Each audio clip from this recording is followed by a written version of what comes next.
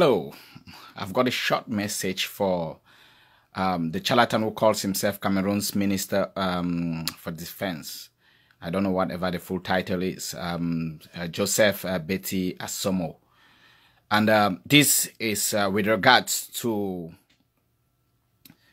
the letter that he published asking that security be tightened around certain neighborhoods in Yaoundé. Specifically Obili, Biamasi, and Etukebe, which paradoxically happens to be predominantly Anglophone neighborhoods. I know that his reaction comes from the message that came from WCMC, which said that there were going to be demonstrations in Yaoundé and other cities across the world beginning from October 1st. Now, there are many things that are wrong with the idiot and charlatan who calls himself minister and his assessment of the situation. First, WCMC stands for non-violence. They've carried out a lot of actions in the UK, which you, if you cared to verify, you would have found out had nothing to do with violence. And these actions were very, very successful.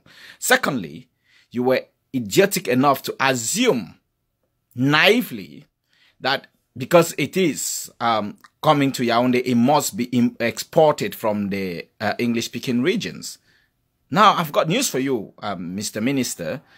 The people who are ready to go out and protest and challenge every one of your broken institutions are mainly Francophones.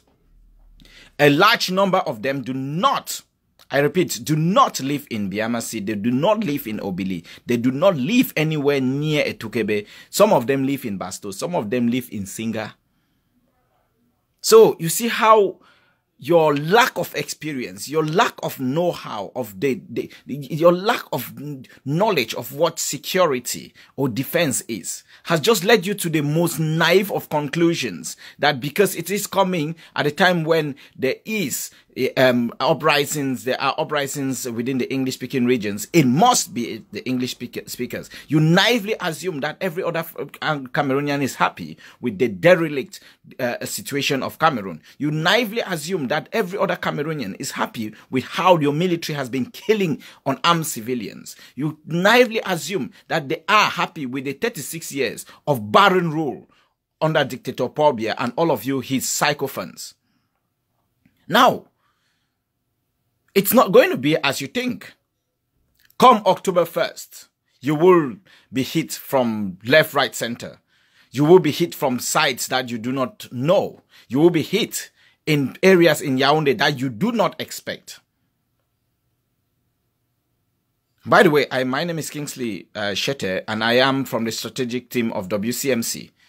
And if you, again, cared to do some little research, you would know that WCMC and the Southern Cameroons Community UK organized some of the most daring non-violent protests in the United Kingdom in London.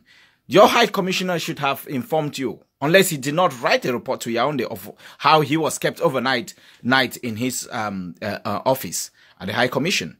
Or maybe he did not inform you that the Two-Star Federation flag was hoisted in front of your High Commission and that permission was sought from the British police and they allowed that to happen. Maybe he did not inform you of those things. Maybe he did not inform you that on the last Commonwealth Day celebrations, which took place at Westminster Abbey, that even though the British Secret Service were there, the Queen was there, Prince Charles was there, when we came out, they didn't see where us come out. That when we stormed the area, they just saw a group of activists. And that when he was told to leave the venue early, he got stopped by protesters. He did not tell you that when he went to the event at the Commonwealth Secretariat, that he was surprised to find out that we knew exactly where he was, and that we stopped him there. And when every other diplomat had gone, he could not go home because he could not, and he could not escape the wrath of the crowd. That eventually it took him being snuck out in the car of another diplomat, of another foreign diplomat. So, charlatan, who calls himself minister, I've got news for you. The day of reckoning is nigh. Your days are numbered. The time when you have used the separation of the country using linguistic lines to make it look like, you know what, the Anglophones are the troublemakers and that you can kill indiscriminately is over. Every Cameroonian feels the pinch of your barren rule, of your oppressive rule, and every Cameroonian is ready to stand up and fight for what is rightfully theirs. And you know what? The Anglophones, what you've called them all sorts of names, they have just ignited the flame that is going to either lead to the burning of that regime or you burn the whole country down. You have succeeded to relegate the war to one side of the country, and you think you can organize your elections peacefully in another side of the country. You have made it clear like it is two countries. Yes, and some people are right to claim that they are two countries because of how you've operated your military. One side is at war. One side is a place where no one is free to move around. They can be killed at any time. Life has just become short, brutish, and nasty.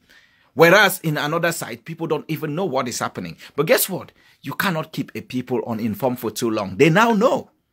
And with your elections, which has, I would term your Waterloo, your downfall is coming. And you've just made the biggest mistake. You've just shown the world that you do not even know what you're doing. That you don't even know how to even secure your own capital. By targeting the Anglophones, you've just confirmed one thing. That they are the people that you would target when everything goes wrong. But now you've just got it wrong. And I just want to give you a heads up. Get your military ready. Get all your goons, all your zombies ready. They should be ready to police the whole of Yaoundé on that day. They should be ready to police the whole of Yaoundé. Let them not focus on Biamasi and Etukebe and Obili, because that's not the only areas that our guys are. And let me just give you another heads up. These guys have ID cards, so you will not be able to make them out by checking ID cards. Many of them are Francophone, so you will not be able to single them out because of their regions of origin. Many of them have lived in Yaoundé and in the neighborhoods of Bastos and the Singer and some of these guys. They know, and they come actually from within your own network. So, sir,